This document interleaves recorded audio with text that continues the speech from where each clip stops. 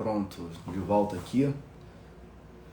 Reiniciei, né? A conexão estava um pouco ruim.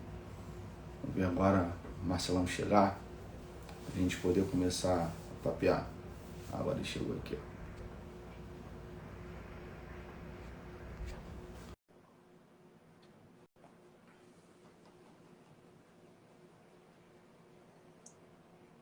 De você, Márcio. Oba! E aí, Léo? O que houve aí, tá cara? Melhor? Conexão, agora tá. Eu reiniciei aqui, tirei do Wi-Fi, fiz tudo para tentar Cara, entrar aqui aqui. também ontem o Wi-Fi ficar ruim pra caramba, às vezes melhora, fica ruim. Tudo bem? Tudo tranquilo. Tranquilo? Graças a Deus. Então, Vamos lá, você liberou os teus alunos, né, da participação, mas eu tenho certeza que eles virão assistir mais tarde. vão por conta da prova, né? Muitos têm prova também aí, só para não ter prejuízo, depois eles vão assistir, com certeza. A gente tem como fica salvo, né? Você também salva aí, as pessoas conseguem assistir depois. Esse tema aqui é muito Instigante. instigante. Eu falei até uma frase anteriormente que eu saí, que ele é antigo, mas é atual, né? É porque é antigo por conta que você... Até falei que você é um cara que sempre, né, teve essa pauta, né, no tempo. Ele é atual por conta da decisão recente, né? Então ele se torna recente por conta disso, né? Ele é antigo por conta de um tema que já há tempo se discute isso, mas ao mesmo tempo recente por conta da discussão. Bom dia, Luana, também a rapaziada que entrou aí. Vamos lá, Marcelo. Então, vamos começar aí só para trazer a temática da nossa abordagem hoje. O que você traz de bom para a gente? Você que é um cara que sabe tudo disso. Bom, Léo, primeiro é importante a gente entender o que é uma família simultânea e dentro de que grupo ela está. O que é uma família simultânea? É aquilo que no Brasil, em geral, é comum que se constitua da seguinte forma. Um homem, ele constitui uma família numa residência com uma mulher, filhos e vida normal, como se casado fosse, e tem uma outra situação idêntica. Ele tem outra mulher, ou no caso do caso que foi para o Supremo, tem um namorado, que era o caso. No caso, ele tinha uma mulher, ele tinha uma união estável com um homem. Né? Mas imagina, aí você tem uma outra família que é concomitante com aquela primeira. E a discussão que se tem é qual família que passa a ter direito. Qual é a efetiva família dele? É a primeira, é a segunda, são as duas? E essa é a grande discussão que a gente está vivendo hoje, Léo.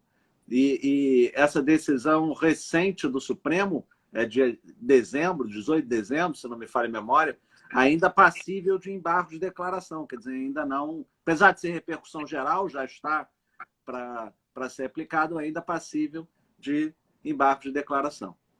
E aí, você concorda ou não com a decisão? Aliás, vamos comentar vamos lá, Léo. Olha a decisão só. Primeiro, né? A decisão primeiro. Eu tenho minha opinião sobre a decisão, mas eu quero ouvir você primeiro. Eu comecei a carregar essa bandeira em 2011 ou 2012. Primeiro, Marcelo, por que você começou a carregar essa bandeira? Léo, tem nada a ver com... Você vai achar assim uma visão absurda, né? Eu sou meio maluco, você já sabe. E aí eu estava vendo o censo de 2010. Por isso que eu sei que foi ali em 2011, 2012, eu estava vendo o censo de 2010 e percebi que tinha mais mulher do que homem.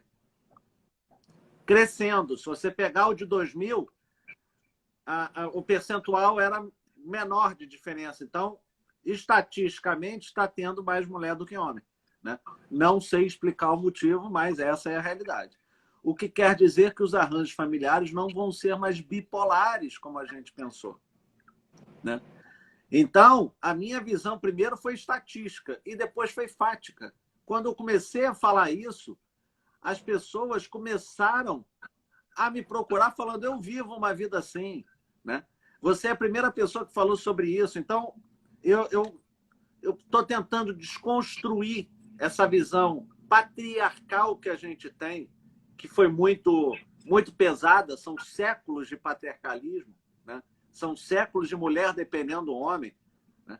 E aí eu vou tentando desconstruir isso. Comecei a estudar mais essa questão do poliafeto, das uniões paralelas. E outro dia eu dei uma palestra e um professor que estava comigo disse o seguinte: não, você cometeu uma falha que você colocou família simultânea como família poliafetiva. A família simultânea é uma subespécie da família poliafetiva. É o que a gente chama de poliafeto aberto, em que eu moro na minha casa com a minha mulher, mas autorizo ela a morar com você também uns dias na semana. Entendeu, Léo? Mais ou menos. Isso é um poliamorismo aberto. Sim. Isso é uma Não, essa questão que você falou aí, essa subclassificação, isso é interessante, mas queria que você reforçasse um pouco isso, por favor. Também de aprender. Eu trago sempre 4 tipos de famílias poliafetivas, mas eu acho que a gente pode ter uma aula só sobre família. Pode ter uma live só sobre família poliafetiva. Beleza. E aí eu então, beleza. 4 a gente guarda. Mas então, família simultânea é essa que acontece de forma paralela. Você me perguntou o que eu achei do julgamento. Eu vou te falar que eu fiquei feliz com o julgamento. Também. Sabe por que eu fiquei feliz com o julgamento, Léo? Eu fiquei feliz com o julgamento porque essa briga, pelo menos a minha, eu comecei a carregar essa bandeira e tenho certeza que se procurar tem gente que carrega desde antes, mas por reconhecimento jurídico, eu falo desde 2012, a gente está há 9 anos. Né? A união estável, para ser reconhecida, só na Idade Moderna levou 200 anos. O divórcio no Brasil levou 100 e poucos anos. A lei é de 77. Recente, né? Não é nem... Cara, de 77. Tem nem 50 anos. Se você pensar, a participação da mulher é de 1966. Até 1966, o Estatuto da Mulher Casada, a mulher era semi-inimputável.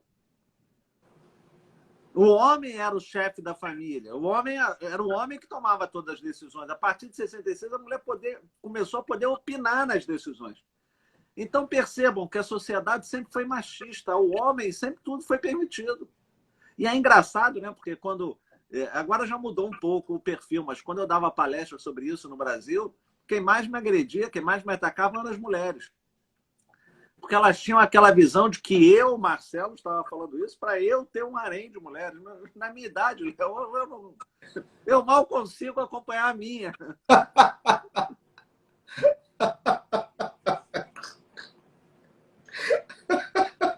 Por que você está rindo? Ué?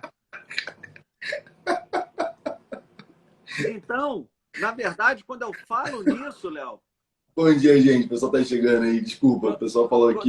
Quando eu falo nisso, quando eu defendo essa possibilidade, na verdade, é que as mulheres possam, porque os homens já podem desde sempre, Léo. As pessoas não conseguem raciocinar, né? Os homens já estão livres para ter quantas mulheres eles querem desde sempre, Léo. Desde sempre, cara. O homem não é atacado pela sociedade, o homem não é abordado pela sociedade, o homem não é nada. O homem é tido como o garanhão, se pega várias. A mulher que pega várias é tido como galinha, um termo altamente pejorativo, sabe? Como se houvesse uma diferença entre homem e mulher, assim, que fosse substancial, em que um pudesse tudo e o outro não pudesse nada. Isso é culpa também da estrutura, né, cara? É estrutural, né? Não, eu não tenho dúvida. É exatamente essa amarra que a gente tem que ir quebrando aos poucos, né?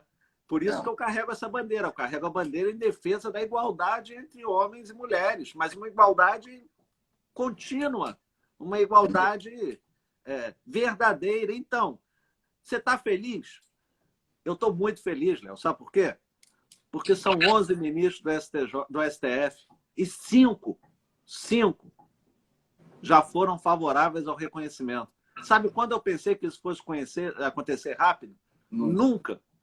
O casamento homoafetivo levou, sei lá, 60 anos de briga, 70 anos de briga. Né? E até hoje o nego está brigando. Por causa do preconceito. Então, eu fiquei feliz. E digo mais, fiquei feliz. Porque eu acho que existe uma coerência no raciocínio do indivíduo. Se você pegar, e eu recomendo que você que está assistindo isso faça, o acórdão da repercussão geral 622, que reconheceu a família, a pluriparentalidade, reconheceu a multiparentalidade, Esse voto é da lavra do ministro Fux. Vocês vão ver que ele reconhece a dignidade da pessoa humana como sobre-princípio. Ele traz o princípio da... Sobre-princípio que está acima dos outros. Não. Ele traz o princípio da felicidade. Ele traz o princípio da liberdade. A autonomia das vontades. E diz o seguinte: as formas de constituição de família não precisam estar limitadas àquelas que são impostas pelo Estado. A frase é exatamente essa, Léo. Só que quando ele deu esse voto, ele não estava presidente do Supremo. E o Fica Supremo, mais fácil, né? Fica mais o fácil. Supremo é um tribunal político. Ah. Então, agora presidente do Supremo, ele votou contrário àquilo que ele tinha falado antes. Ah. Ele falou de princípio da monogamia. E, Léo, para mim, monogamia não é um princípio. Monogamia é um valor. Quem quer ser monogâmico, que seja. A lei não pode impor que as pessoas sejam monogâmicas. A lei não pode impor que as pessoas sejam fiéis, Léo. Até porque, esse exemplo que eu dei da minha casa, né? A minha mulher quebra o dever de fidelidade. Eu não quero fazer nada. 1566, inciso 1. O Ministério Público teria legitimidade para propor ação de divórcio por culpa dela? Não. Por que o Estado tem que ter ingerência na vida privada, Léo? Não é interesse público isso aí. Nenhum. Concordo com você nesse sentido. Total. Por que o Estado?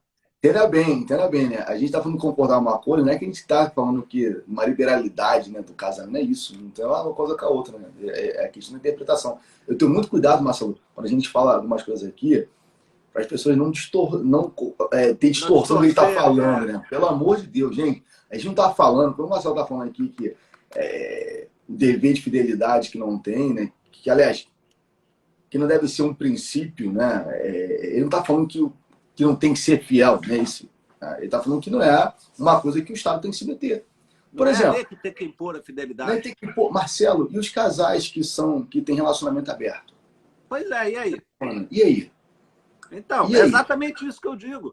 Ô, Léo, eu sou completamente... eu penso na liberdade das pessoas. Cada um é livre para fazer e para tocar a vida como quiser. Eu não tenho nada, Marcelo, não tenho nada com isso. Então, se um casal quer fazer um pacto antinupcial, essa é a discussão agora no direito das famílias.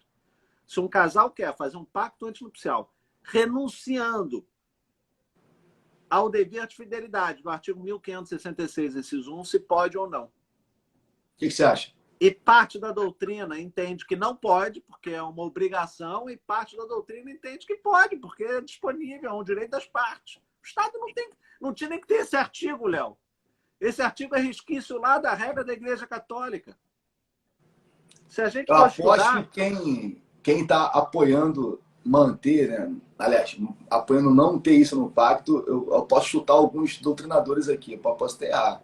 Não fala nome de ninguém, não, né? Eu já imagino quem defenda quem não possa manter. Né? Enfim, não fala nome de ninguém, não. Deixa quieto. Mas então, esse julgamento do Supremo, ele diz o seguinte: metade, 6 ministros, seguiram a tese do desembargador, do ministro Alexandre de Moraes, que diz o seguinte: o princípio da monogamia vigente no direito brasileiro impede que alguém que tem uma união estável constitua um casamento, alguém que tem um casamento constitua uma união estável. Né? Essa foi a tese vencedora. A tese que perdeu dos 5 ministros, encabeçada pelo ministro Fachin, diz o seguinte: quando há boa-fé, as 2 entidades familiares precisam ser reconhecidas. E quando há boa-fé, quando as 2 pontas não sabem da existência uma da outra, ou, sabendo, aceitam a existência uma da outra, mas as 2 pontas têm que saber. Tá? Se uma só delas sabe, que é no caso da amante, ainda não se tem nada próximo de uma aceitação a esse tipo de reconhecimento. Agora, pergunta, Marcelo, qual é a sua opinião? E aí? Eu já ia perguntar isso mesmo, né? E a minha opinião é a seguinte: se você tem uma união pública contínua e duradoura, com o objetivo de construir família, você tem uma relação estável. O cara que tem uma amante por 30 anos, a mulher se dedicou a ele, a mulher entregou a vida a ele, a mulher viveu com ele, você vai dizer que essa mulher não tem direito nenhum só porque ela era outra. Gente, tem que parar com esse preconceito, né? E amante é aquela que ama. Tem um detalhe aí. Eu tô mentindo? Não, tá certo. Ué, sabe, a gente tem que parar de botar palavra nas pessoas, palavras erradas ou com significado errado. Amante é aquela que ama. Quer dizer que o cara não ama a esposa ou que a esposa não ama o cara, só a segunda. Sabe, é um negócio assim completamente fora de padrão, né? o típico preconceito machista. É que o homem nunca quis dividir o patrimônio dele com duas mulheres. Essa é a verdade. Então, a união estável no seu início, você não lembra disso, que era muito novo, mas eu lembro, a união estável, vários homens mantinham a união estável e continuavam casados com a primeira mulher de quem já eram separados de fato há anos. Porque no início, quando essa companheira buscava auxílio do Poder Judiciário, o Poder Judiciário vedava as costas a ela. Porque dizia, não, se ele é casado, você não tem direito, quem tem é a esposa. Não é crível que alguém ache isso justo, não é crível, não consigo conceber isso. É bem importante ressaltar justamente nesse ponto, que hoje, né, a pessoa pode ter uma união estável, reconhecida, estando separado de fato, casados. O casado que é separado de fato pode construir uma união estável, né? Pode. Ou seja, o cara é casado no papel, mas já saiu de casa, um exemplo assim, saiu de casa, e já está com outra família. Ele pode, com essa família, com essa pessoa nova, ou for o contrário. Ou a mulher também, que é casada e separou, pode constituir uma união estável com outra pessoa. É possível lá, é uma exceção do 1524, 1723, parágrafo 1º. Para primeiro tem também o 1520, os impedimentos, o quarto, não é isso? O inciso quarto? Eu não lembro agora de cabeça. 1521, inciso 6º, que é o sexto. O 1723 faz menção ao 1521, inciso 6º. É o sexto. Não podem casar as pessoas casadas. O inciso 6º é as pessoas casadas. Exceto as casadas separadas de fato, podem constituir união estável. Então, é justamente nisso aí, né? E isso causa muito impacto, né, na sociedade, na família tradicional brasileira, né? Nossa, como assim, cara? Léo, o cara próprio, casado pode ter união estável. O próprio CPC é contraditório, Léo. Porque ao mesmo tempo que você tem o 1723 falando isso que a gente disse, né? Do caso de união estável de pessoa separada de fato, mas casada ainda, o 1830, no direito sucessório, diz que a mulher é herdeira se continuar casada, salvo se separada de fato do outro por 2 anos. Olha só a contradição, né? Ou, se o prazo for maior do que 2 anos, os herdeiros do sujeito têm que provar que a separação se deu por culpa dela, não por dele. Olha que loucura a lei. Muita loucura, cara. É muita loucura. Bom, mas então, a decisão hoje é boa-fé e impossibilidade em razão do princípio da monogamia. Léo, eu queria te fazer uma pergunta. Você que é mestre, quase doutor em Direito Constitucional, Novos Direitos, né? Não me coloque essa pencha que é pesado. É pesado. Quando você tem conflito entre princípios, como é que é essa ponderação, Léo? Um princípio pode destruir 4 outros princípios em um sobreprincípio? Não. O princípio da monogamia, se ele fosse existente, que é o argumento, ele poderia ir contra o princípio da dignidade da pessoa humana, o princípio da liberdade de constituição de família? Cara, eu tô aqui, você tá falando assim, a live hoje, você é o cara do tema, sabe? Eu até conversei com você é o cara que sabe, tá nisso aí há 10 anos, um pouco mais disso, né? Mas tem umas questões que não tem como eu ouvir você falar e ficar quieto, cara. E essa é um dos pontos. Tem uma pergunta aí, Marcelo, que é para você, bem grande, depois você responde, por favor, sobre a amante do casamento. Cara, essa questão principiológica no direito, existem algumas discussões que eu acho tão fúteis, né? Por exemplo, você tem lá, eu dou aula de família para meus alunos, né? Inclusive, amanhã tem prova deles. Aí eu ensino lá, né? Princípio da intervenção mínima do Estado, né? Um dos princípios que a gente ensina, né, para os alunos. Aí agora o cara menciona um acórdão, tipo da monogamia, como fosse uma coisa.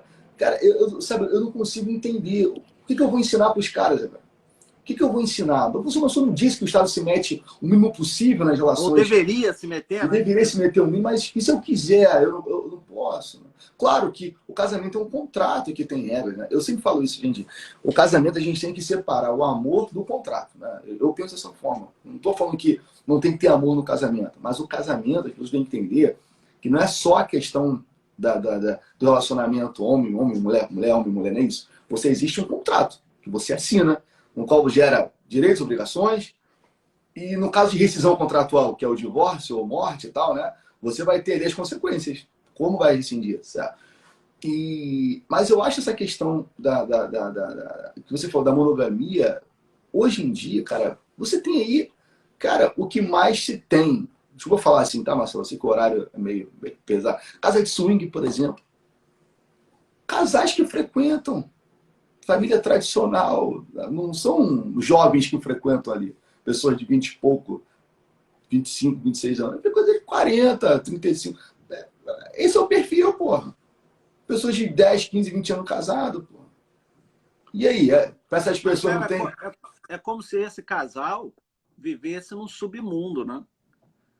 É como o gay há 20, 30, 40 anos atrás.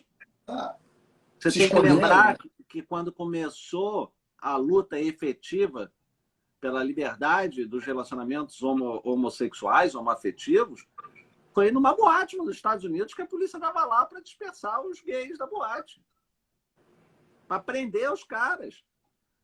Se você pensar que em 1954, um dos caras mais geniais que já existiu na face da Terra, o Alan Turing, cometeu suicídio por ter sido condenado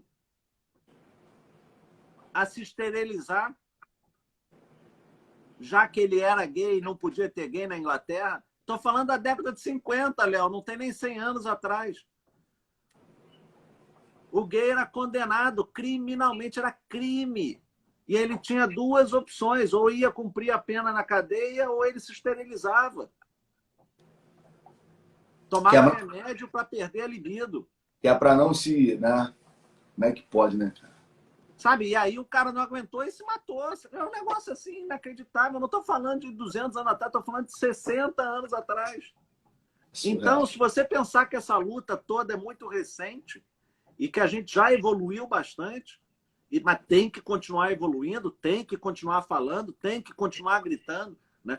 Eu tenho que parar de ter preconceito para com o outro. Eu tenho que me colocar no lugar do outro, tentar compreendê-lo e carregar as suas mazelas e diminuir as suas dores. E estou falando isso com zero de conotação religiosa, tá? Sim. Que é importante aqui. Você tem a sua, eu tenho a minha, né? São religiões diferentes. Você tem a sua, você tem a minha. E o nosso papo aqui não tem nada, né? É bem importante deixar isso para as pessoas bem claro que a conversa aqui nossa é técnica. A gente não tenta trazer, mas é inevitável a gente comentar que a gente tem reflexos, resquícios, vícios da Igreja Católica. Porque ela que comandou aqui por muitos anos. Não é questão de eu estar criticando a paulada na Igreja Católica, não é isso. Não É é uma por muitos questão. anos, Léo.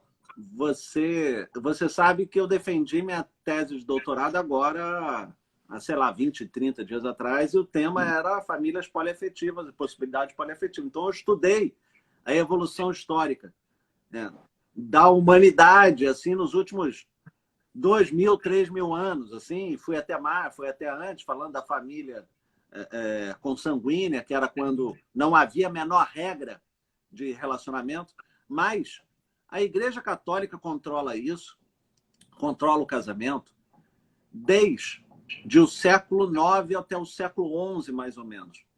Por que aconteceu isso? Né? No século IV, você teve a transformação do Império Romano no Império Cristão. Né? O catolicismo ascendeu, então foi convocado o Concílio de Nicéia.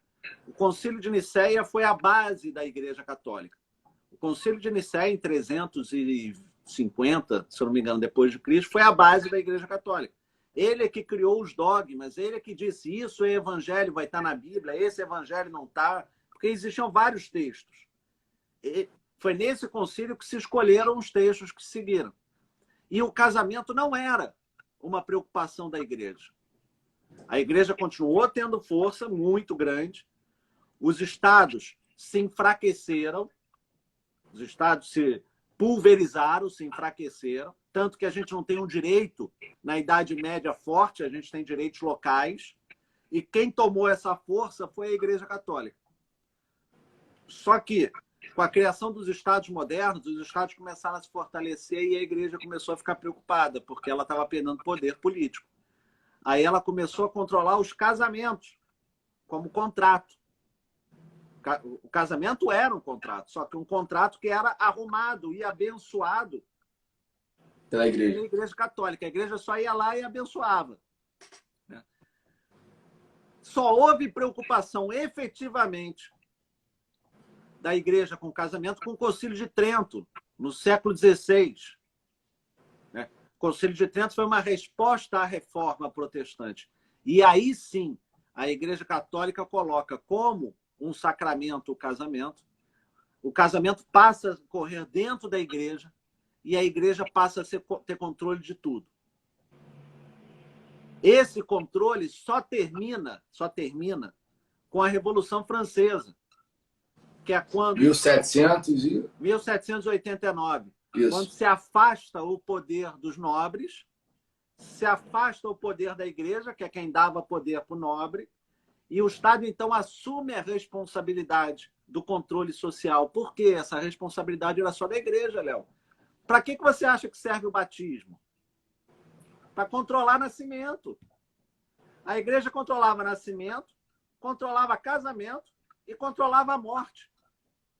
Por que a morte? Porque só podia ser enterrado em terra sagrada. Era a forma que a igreja tinha de controlar. Também tinha uma questão higiênica, mas era a forma da igreja controlar.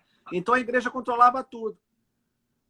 No século XVIII, quando o Estado trouxe para si a responsabilidade de controle, ele trouxe para si tudo. Inclusive a forma como aqueles contratos se davam na Igreja Católica. Você perguntar, mas vem cá, isso é válido, isso não é válido? Vou lhe dar um exemplo claro, padrão. Para que servem os proclamas no dia de hoje? Nada. Por que os proclamas têm o prazo de 15 dias? Eu até comentei isso com meus alunos, eu até passo batido sobre a questão dos proclamas. Me explica, qual é a função hoje? Ele tem o prazo de 15 dias, Léo, porque ninguém faltava à igreja 2 domingos seguidos. Para poder olhar que alguém vai casar. Então ele ficava na porta da igreja. O prazo de 15 dias hoje, por exemplo, não tem o menor sentido. Mas você vê como o direito civil tem viés. do Estado, ele foi buscar o procedimento da Igreja Católica. Né? O proclama serve para dar publicidade. Só explica para as pessoas, Marcelão, o que são os proclamas, tá? Para quem não ainda leu essa matéria ainda. Se você quer casar com outra pessoa, você tem uma série de procedimentos previstos na lei para que o Estado diga que você pode casar com fulano. Então, você vai se habilitar ao casamento. Né? É o processo de habilitação, é esse o nome. Você vai preencher um formulário, vai escolher o regime de bens, vai fazer pacto antinupcial, etc. Vai juntar os documentos que são exigidos pela lei. Né? Artigo 1535, se não me falha a memória, ou ali, 1534. E vai terminar. Dentre esses procedimentos, tem o que se chama de proclamas. Os proclamas são a publicação. É um edital, né? Seria isso. Fulaninho vai casar com Beltraninha. É um edital, né? Pensar a sociedade no século XIX, que as pessoas não tinham nada para fazer, a não ser tomar conta da vida dos outros. As donas Cotinhas iam para a igreja para falar: ih, fulaninho vai casar com Beltraninha. Mas não pode. Fulaninho já tem 3 mulheres lá na cidade de Piracicaba, tem 10 filhos e não sei o que. Então, Aí as pessoas não conheciam o termo. Pais Preto estão aqui no Instagram, o Instagram que eu sigo também, adoro as postagens dele, tá? Um beijo. Para quem administra esse Instagram aí. Parabéns. Diga Então, aí, os Marcelo. proclamas serviam para dar publicidade, mas hoje alguém está preocupado com o casamento dos outros? Hoje alguém lê o Diário Oficial, Léo? Alguém vai no cartório da circunscrição própria para ver quem vai casar com Beltrano? Ninguém faz mais isso, então isso é perda de tempo e de dinheiro. Porque tem um custo, publicar isso tem um custo, mas vai acabar. Né? Se você não publica os proclamas, você acaba com uma fonte de renda de... Bom, deixa eu falar. De muita gente. Mas, mas então, não tem sentido. O que eu acho é que deveria facilitar a questão da nulidade posterior. Né? Tudo bem, mas já tem previsão até para isso, né? Então, sim. Ter proclame nada, para mim, é a mesma coisa. Não tem função mais. Também, quando eu comento isso em sala, eu não tinha pensado por esse lado, eu confesso a você. Até porque você trouxe aí conhecimentos vastos, né, de questões, né, da Igreja Católica, até porque você pesquisou isso bem a fundo, né, e tal. E até te agradeço, né? Você hoje deu um ensinamento muito legal aqui, mas eu tinha a questão que eu já comentava com meus alunos, que eu achava isso totalmente desnecessário, mas eu falava sobre esse fato de ninguém ir lá olhar, sabe? Assim, qual a efetividade disso? Qual a efetividade de publicar quem vai casar, sabe? Eu não consigo, até hoje eu não consegui entender. O que interessa? Zero, Léo, não tem. Tá bom, o casamento é uma coisa de interesse público e tal, mas tudo que é de interesse público sai em diário oficial ou assim. Aliás, sai em diário oficial tudo bem, mas são colocados na porta de cartórios, alguma coisa assim, repartições públicas. Eu sinceramente não sei. Claro, tudo bem. Você podia até sair aí, diário oficial online que tem agora, né? Publicou um diário oficial online que vai casar, tudo bem. Até não vamos também criar um radicalismo, né? Vamos criar um meio termo, saiu no diário oficial online, tá? Que vai ter os casamentos da semana. Imagina, toda semana, 500 mil pessoas casando, né? Enfim, mas eu discutia isso que eu, sinceramente, nunca entendi a função disso aí, né? Imagina, eu vou lá, calma aí, Marcelo, vamos ali no cartório ver quem vai casar essa semana? Tô fora. Você, Léo, você me chamou a atenção. Agora é algo que eu falo na aula também, mas que o casamento tem interesse público e agora eu vou começar a defender a bandeira e carregar a bandeira que casamento não tem interesse público. O que deve ter interesse público é a família. Eu vou começar a levantar a discussão para a gente extirpar do Código Civil as exigências todas para que as pessoas casem. E você sabe que até a frase que faz que o padre ou o líder religioso ou o juiz de paz tem que falar está previsto lá em 1535 a frase. Então, a gente tem que começar a tentar facilitar a vida das pessoas. O Estado não tem que ter essa ingerência. Vamos carregar essa bandeira, gente? Vamos, Olívia? Do Estado tem que proteger a família. O Estado não tem que proteger casamento, não tem que se preocupar com casamento, gente. Exatamente. Pessoas casam porque não querem construir união estável e constituem união estável porque não querem casar. Mas até porque, Marcelo, hoje a união estável é igual ao casamento. Vamos botar assim em termos práticos. Tá? Falar a verdade aqui. Na verdade, não. De fato, é a realidade. A união estável é igual ao casamento hoje para efeitos práticos, certo? A união estável é uma forma de constituição de família. Mas assim, em termos de consequência, que merece especial proteção do Estado. Não é casamento. Assim, em termos de efeitos práticos, efeitos jurídicos, é praticamente igual ao casamento, em termos de sucessão, por exemplo, que é a grande preocupação. Repercussões jurídicas. A grande preocupação é sucessão. Vamos botar aqui, vamos botar as claras, né, Marcelo? Sem hipocrisia. Você vê uma grande intromissão do Estado na união estável? Eu não vejo, cara, como há no casamento. A grande burocracia do Estado na união estável. Eu não consigo entender essa dicotomia. Você tem no casamento uma enorme burocracia para se concretizar. Claro, o casamento é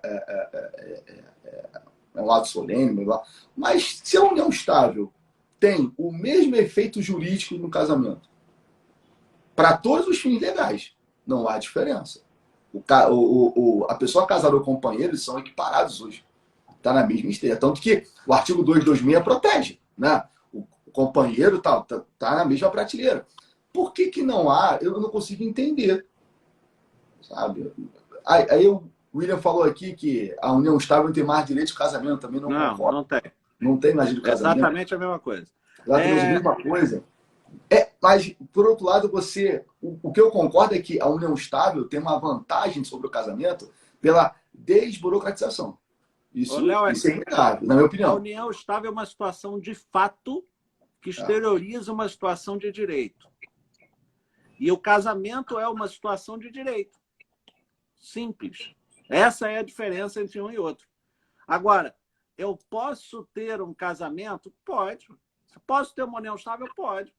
O que você defende, então? Que o casamento não siga as formalidades previstas pela Igreja Católica lá no século XVI.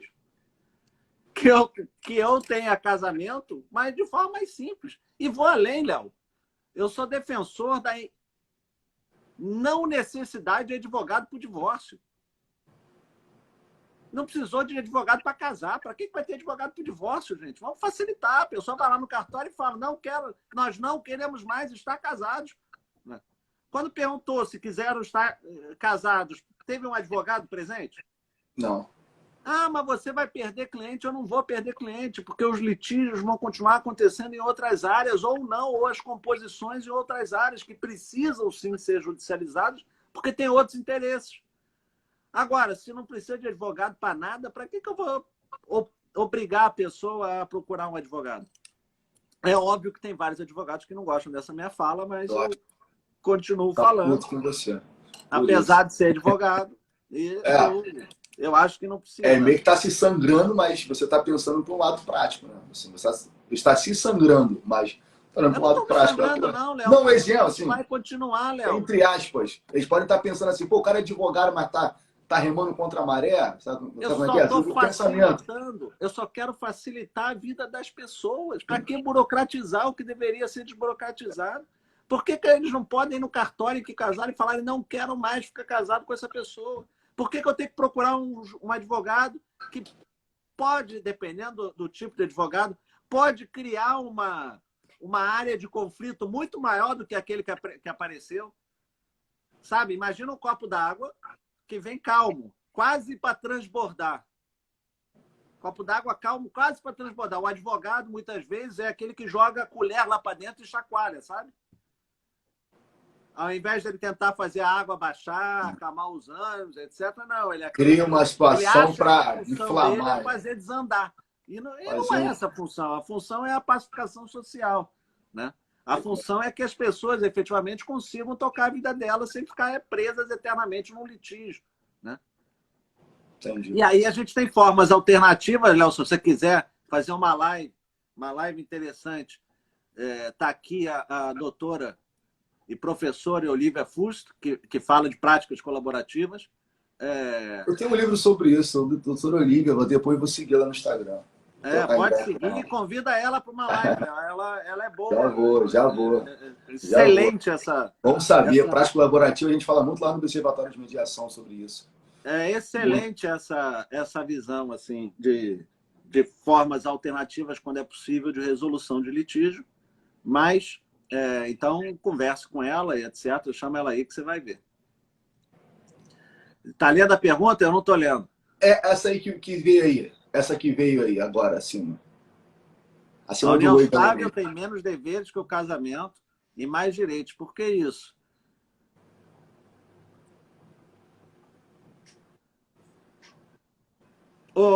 É o William, o Will Castro, olha só. O que vale para o casamento vale para a união estável. O que eu defendo até é o seguinte, né? Mas o Supremo já entendeu diferente. Essa é a minha visão, que eu já falo há muito tempo. Né? O artigo 1723, ele impede que uma pessoa que seja casada tenha uma união estável. Porque ele faz menção ao artigo 1521, que é o artigo que impede as pessoas de se casarem. Essas pessoas que são denominadas no 1521 não podem casar. Né? Então, o 1723 impede que as pessoas casadas se casem, salvo se separadas de fato. Mas se a gente ler o 1521, não tem ali, em momento nenhum, que seja proibido de casar quem tem uma união estável. Assim como não tem no 1723, que alguém que tem uma união estável se casa. Possa casar, não tem problema nenhum. Eu já vi casos assim. O problema é que o Supremo entendeu que não pode. É. Mas eu entendo que pode, porque pelo que eu aprendi e pelo que está lá naquele livrinho chamado Constituição Federal, ninguém é obrigado a fazer ou deixar de fazer nada senão em virtude da lei. E todas as regras restritivas de direito, elas são expressas. Então, o que não está no 1500, eu não posso ler de outra forma, é o que está ali. O que não está no 1521, não está no 1521 e não pode servir como impedimento para casar. Concorda? Ou eu estou completamente louco? Assim? Aí tem uma questão, Marcelo, por exemplo, o que ele está falando aí, a questão de ter amante, né? Não é ter amante, a pessoa casar é separada de fato, ele não está mais no relacionamento. Ele apenas não fez a formalidade de divorciar, ponto. E aí ele tem a união estável, isso a lei permite. Ô, Léo, eu sou amante da minha mulher. Por quê? Porque eu amo ela. Sim, entendi. Que lindo. Pô, já fiquei preocupado aqui, Marcelo. Você falou de um jeito. O termo amante é um termo pejorativo em cada sociedade. Entendi. Assim, é um termo altamente pejorativo. Você fala amante chega a sair ódio, né? Como se a amante fosse a destruidora dos lares, a grande responsável pela queda da família, a grande responsável pelos grandes problemas sociais. Eu me lembro de um trabalho uma vez que eu li que era o amante, a amante salvadora de casamentos. A função social do amante. Né? Então, não tem nome, Will, porque concubina vem de concubinária, que é dormir com. Minha mulher é minha concubina. Não, é que o cara tem umas perguntas interessantes nas Eu acho, eu tô para debater, maneiro, gostei dele. Vou até ver, vou trocar uma ideia com ele depois. E tem questionamentos legais, né? Assim, eu concordo com o que ele falou aí, as vantagens da união estável para o casamento. Eu vejo vantagens, não mais direitos, diferentes. Vantagens para constituir e desconstituir a união estável muito mais vantajoso do que o casamento. Muito mais fácil. Então, é mais vantajoso. Isso é inegável. Agora, mais direitos não tem. Mas se você pensar que é uma opção do indivíduo casar ou ter união estável, é opcional. Assim, casa quem quer, ter união estável quem quer. As pessoas falam isso, o casamento, a união estável tem mais vantagem. Sim. Pô, se a pessoa acha isso, então tem união estável. Sabe? Se a pessoa acha, então case. Então, assim, a questão toda aí a pessoa fica presa a algumas questões religiosas, não sei qual é a visão hoje da igreja em relação a casar ou não estável ter o mesmo efeito religioso também. Não vou entrar nesse, Léo, não vou entrar nesse momento. Eu não vou entrar nessa questão. O que você acha que a igreja católica ou a protestante? Não sei. Eu acho que não. Eu não posso falar porque eu não conheço, mas a igreja católica vem de casamento. Sim, não vai admitir. Não, eu digo assim, para as questões que eu digo assim do dia a dia, às vezes tem algumas questões que o casal é proibido de fazer, porque não é casado e tal. Tem umas questões internas que, assim, a pessoa... Eu particularmente, não sou contra. Mas mesmo que você se submete a um dogma religioso, você tem que saber as regras. Você não é obrigado também a seguir uma religião. Aliás, você não é obrigado a participar de uma liturgia lá, de participar. Mas mesmo que você quer participar, você tem regras. Você tem que seguir as regras, sabe? E eu penso assim, independente da religião que for. Ô, Léo, se a regra não viola nenhum direito fundamental, sabe? Eu acho que a regra é válida. Eu penso dessa forma. Né? Léo, mas eu não sei como se posiciona. Vou até procurar saber. Diga aí, meu. Posso te trazer uma questão que é muito interessante? Lógico, sempre. A independência do Brasil é de 1822. Vai fazer 200 anos. Né? Ano que vem faz 200 anos. A nossa primeira Constituição foi de 1824. Qual era a religião oficial do Brasil? Católico. Como se dava o casamento? Católico. Religioso. Quem não era católico tinha que se converter ao catolicismo. A influência da Igreja Católica na constituição da sociedade brasileira e do direito brasileiro era gritante. Gritante. Isso só mudou em 1861, Léo, que foi permitido casamento civil para pessoas que professavam outras religiões. Mas isso foi com a vinda dos imigrantes, que não professavam só a religião católica. Que aí já tem o interesse de ficar bem com a Europa, né? Mais ou menos assim, né? A Europa e a Ásia, né? Porque teve japonês da guerra também. E aí a gente teve só a cisão no Brasil em 1891, que é quando o casamento deixa de ser o religioso e passa a ser um civil para todo mundo. Então, percebam, 1821 foi ontem. 130 anos atrás. A gente ainda está engatinhando nesses assuntos. A gente ainda tem uma influência gritante da Igreja Católica, e o que é pior, ninguém vê. Quando eu grito de machismo, né, que a lei do divórcio é machista, quando eu grito que a sociedade é altamente machista, quando eu grito da necessidade de você separar a igreja e o Estado, todo mundo me olha com o olho desse tamanho, como, mas não tem nada, não tem vinculação nenhuma. Nós não somos machistas. A igreja não tem influência. É balela.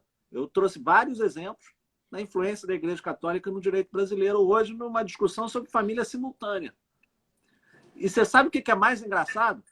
Se a gente for lá no final do século XIV, XV, início do século XVI, o Papa, que foi o Papa que construiu a Igreja Católica como a gente tem hoje, o Rodrigo Borgia, que foi o primeiro Papa não italiano, ele era espanhol, acho que era Alexandre VI, se não me falha a memória, né? Ele tinha mulher, 3 filhos e amante. O Papa tinha mulher, 3 filhos e amante. Né? Não conta isso que as pessoas não sabem. Não conta isso que as pessoas não sabem, pô. Escandaliza. A Lucrécia Borgia, que ele negociava, vendia em casamento para um estado determinado, Teresa, depois trazia ela de volta, anulava aquele casamento, vendia para outro, e ele negociava. Você tinha o Cesare Borgia, que é um exemplo muito utilizado por Maquiavel, no Príncipe. Então, percebam só como a Igreja Católica funciona ao longo dos milênios. Gente, eu não estou falando mal de outra religião, não. Eu sou católico. Né? Então, eu estou falando história. Estou contando história. Desculpe, Léo, Nada, pô, mas essa história do Papa aí é sensacional. O Papa tinha mulher, 3 filhos e amante. Mas ninguém fala isso, né? Se você não buscar... Mas são vários, eles não falam de um só. Você tem vários papas... Mas se você não buscar, entender, estudar isso, né? Ninguém vai trazer esse conhecimento, né? É interessante. As pessoas tentam abafar isso, né, e tal, né? Eu falo, você está escandalizando, né, tal. Daqui a pouco você vai ser excomungado. Tá? Cuidado. Tá? Tô brincando. A história do Rodrigo Borgia já tem até série, eu acho. Tem. Marcelão, obrigado, cara, pela live de hoje, tá? Eu agradeço você demais aí pelo carinho toda segunda-feira. A gente continua, né? Essa semana aí vamos preparar um tema legal, tá? Pra gente pra semana que vem voltar com tudo. Agradeço as pessoas que estão aqui toda segunda, né? Semana de prova das pessoas, né? Aí o Papa papou geral. Foi só ele não, né? Teve outros, vieram outros também, né? Isso não é comum, né? Tava tudo liberado, né? Mas ninguém podia falar nada, né? Hoje é um escândalo, né? Naquela época, tava tudo Léo, liberado. só um parênteses. Eu tive falecido já, um tio gay, já contei essa história, né? Família tradicional e etc. E sabe para onde o meu tio foi? Para o seminário. Era comum colocar as crianças ou os meninos que eram afeminados, assim, diferentes, né? No seminário. É por isso que muitas vezes você vê... Aí você sabe a história depois da igreja no século passado, você conhece, né? Não preciso de eu falar. Isso aí tem uma série que fala sobre